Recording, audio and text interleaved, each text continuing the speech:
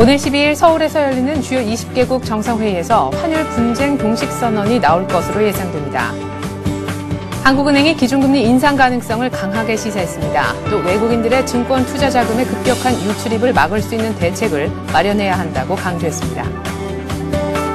한나라당 소장파 의원들이 오늘 감세 철회 논란과 관련해 의원총회 소집을 요구하기로 하면서 당내 논란이 가열될 조짐입니다.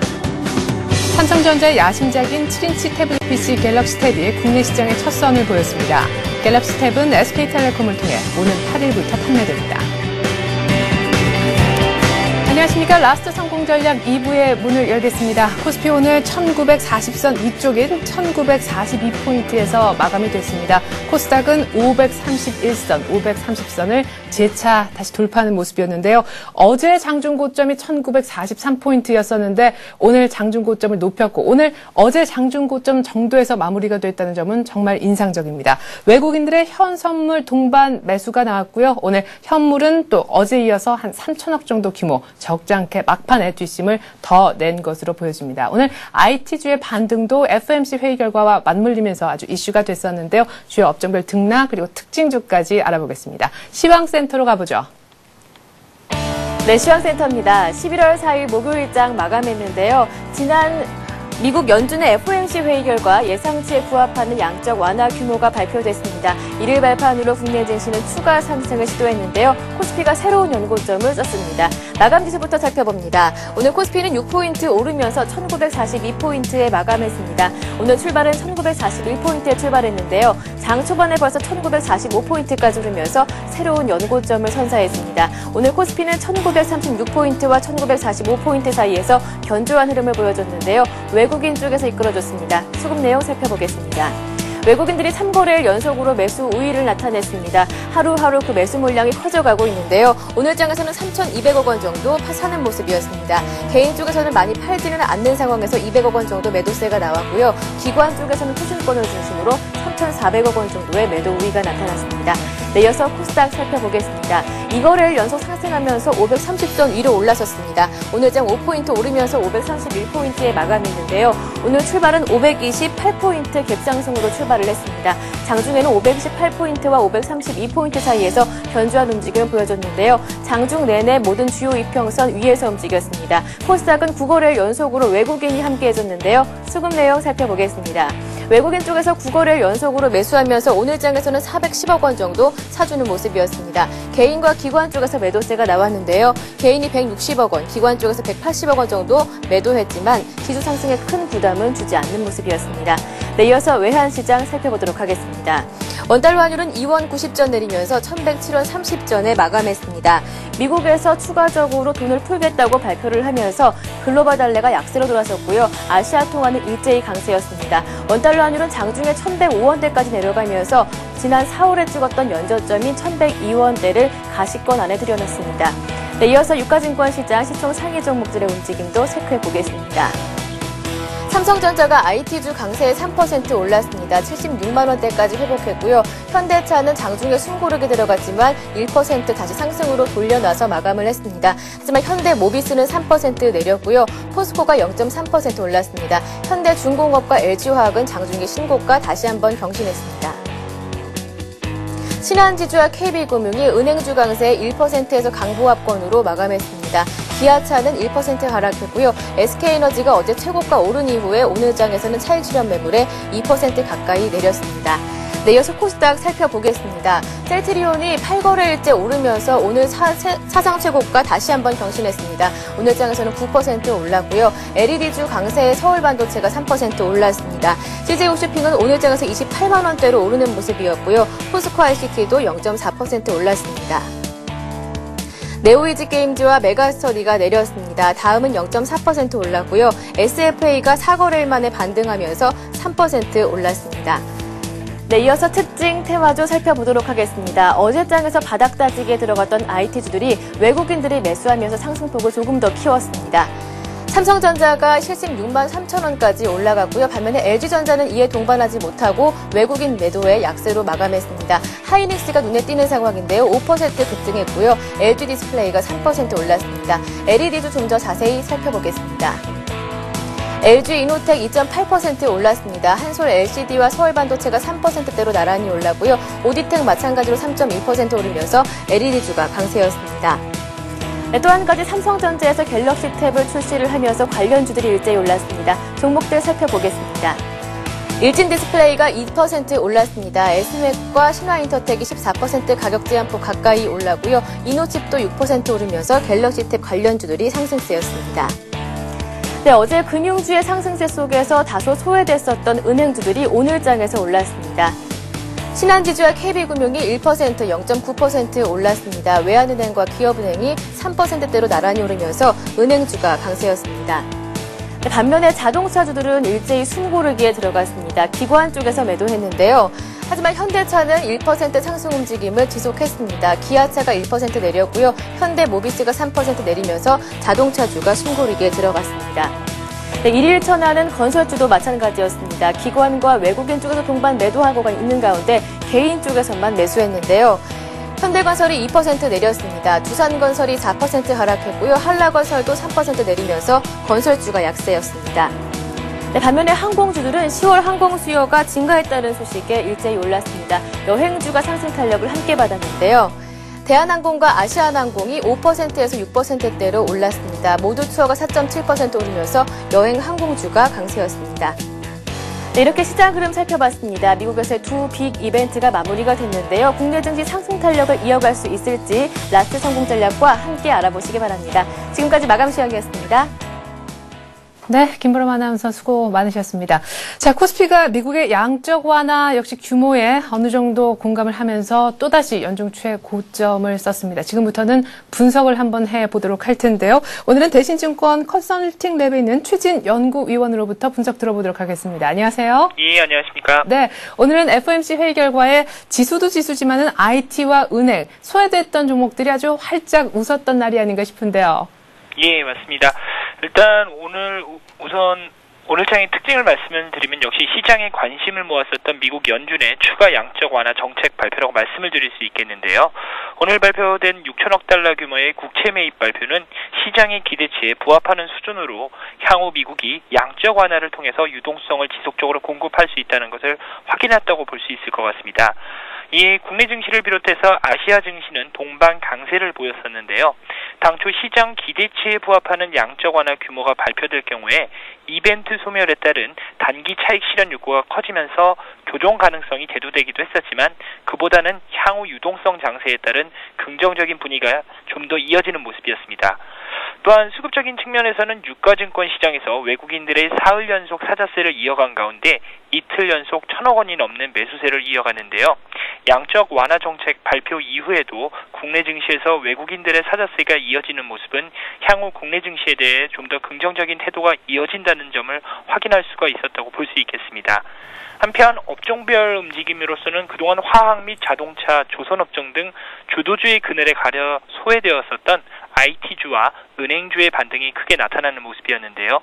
IT주 같은 경우 일본의 엘피다 메모리가 감산에 들어갔다는 소식이 전해지면서 상대적인 수혜 가능성에 반등을 보인 점도 있었지만 오늘 발표된 미국의 양적 완화 정책에 따른 경기 회복이 가시화될 경우에 IT주에 긍정적일 수 있다는 심리도 작용한 것으로 보여지고 있습니다. 또한 은행주 역시 그동안 저평가된 상태에서 향후 실적 회복에 기대감이 작용했다고 볼 수 있을 것 같습니다. 네. 자, 그러면 오늘 오른 IT, 은행 중심으로 한 금융주를 어떻게 바라볼 것인지 조금 더 구체적인 질문을 드리고 싶어요. IT가 좀 많이 오르긴 했지만 여전히 싼 건 확실한데 문제는 오히려 수요, 공급 이쪽에 문제가 아닌가 싶고요. 앞서서 은행주는 역시 실적에 대해서 조금 의심의 눈초리가 아직은 남아있어서 아직은이라는 의견도 있었거든요. IT, 은행 오늘 올랐다라는 설명 말고요. 의견이 어떠신지 궁금합니다. 네, 일단 IT 같은 경우에서는 말씀하신 바와 같이 수급상 문제가 전혀 없다고 말씀을 드릴 수 없겠는데요. 다만 IT 같은 경우에서는 역시 최근 국내 수출도 역시 긍정적인 모습을 보여주고 있고요. 지금 바닥권을 확인을 할 수는 없었지만은 향후 미국 경기가 완만하게나 회복될 경우에 IT 같은 경우에서는 어느 정도 회복을 보일 수 있을 것으로 전망이 되고 있습니다.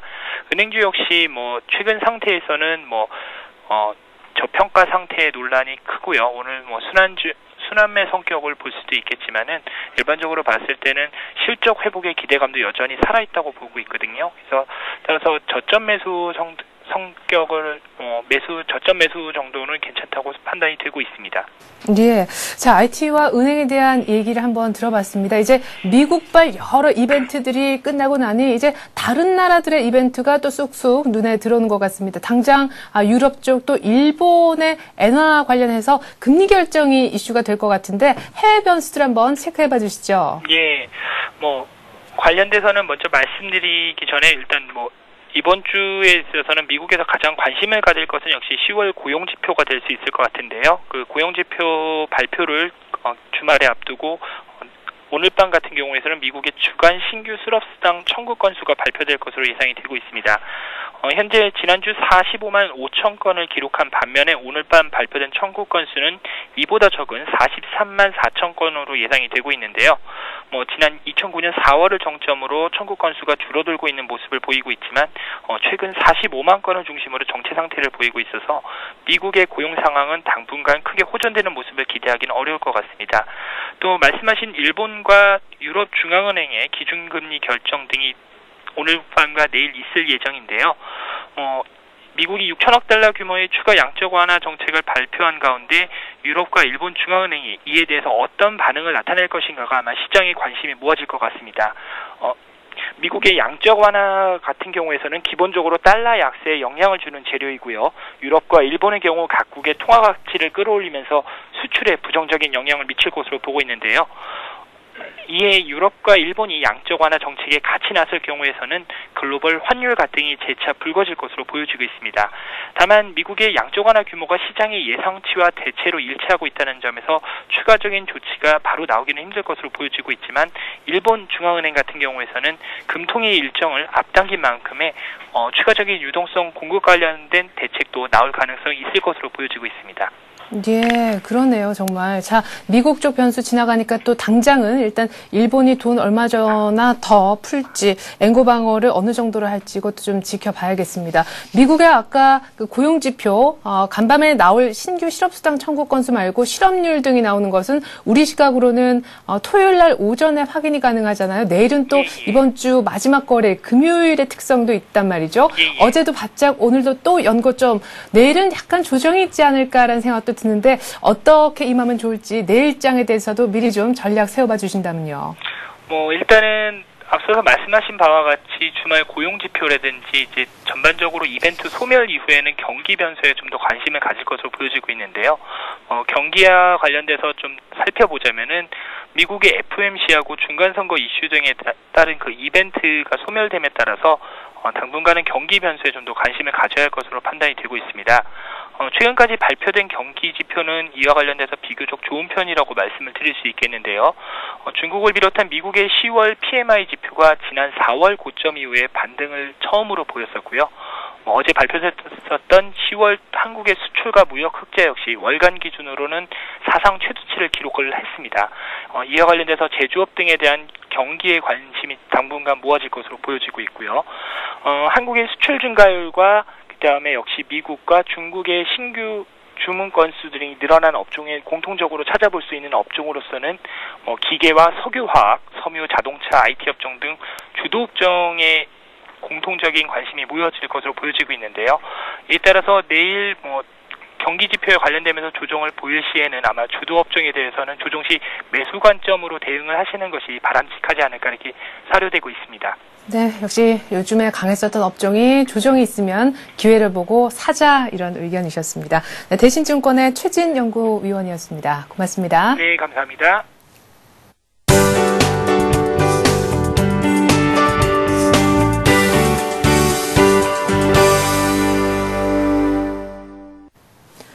이 시각 주요 뉴스입니다. 오늘 10일 서울에서 개최되는 주요 20개국 정상회의에서 환율 분쟁 종식 선언이 나올 것으로 예상됩니다. 정부 고위 소식통은 오늘 각국의 환율 갈등이 환율 전쟁으로 비화되는 것을 막은 게 경주 G20 장관회의의 성과라면 이번 서울 정상회의는 환율 분쟁 종식을 선언하는 자리가 될 것이라고 말했습니다.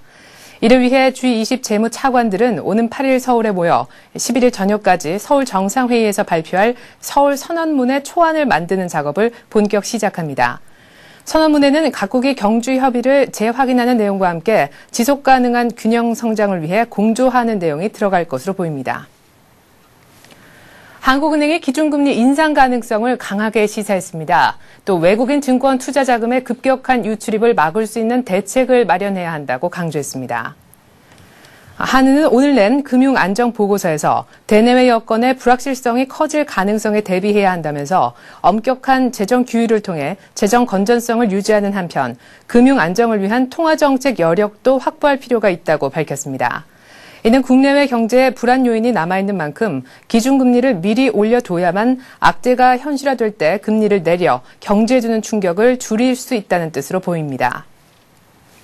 한나라당 소장파 의원들이 오늘 감세 철회 논란과 관련해 의원총회 소집을 요구하기로 하면서 당내 논란이 가열될 조짐입니다. 권영진 의원 등 소장파 의원들은 오늘 당 소속 의원 30여 명에게 의총 소집을 요구하는 서명을 받았습니다. 권 의원은 오늘 오전 의원회관에서 열린 한 토론회에서 중소기업, 서민, 자영업자는 더 어려워지는데 대기업만 잘 되는 사회를 누가 공정사회라고 믿겠느냐며 부자 감세는 지도부가 일방적으로 결론 낼 문제가 아니고 의총을 통해 논의하는 게 옳다고 주장했습니다. 삼성전자의 야심작이라고 보여지는 7인치 태블릿 PC인 갤럭시 탭이 국내 시장에 오늘 첫 선을 보였습니다. 삼성전자는 오늘 서울 서초사옥에서 출시 행사를 갖고 국내 시장에 갤럭시 탭을 출시한다고 밝혔습니다. 갤럭시 탭은 안드로이드 2.2 버전인 프로요를 기반으로 하는 태블릿 PC로 안드로이드 마켓의 다양한 애플리케이션을 이용할 수 있습니다. 이 밖에 삼성 앱스를 통해서도 국내 환경에 특화되어 있는 다양한 전용 애플리케이션이 소개됩니다. 갤럭시 탭은 SK텔레콤을 통해서 오는 8일부터 판매됩니다.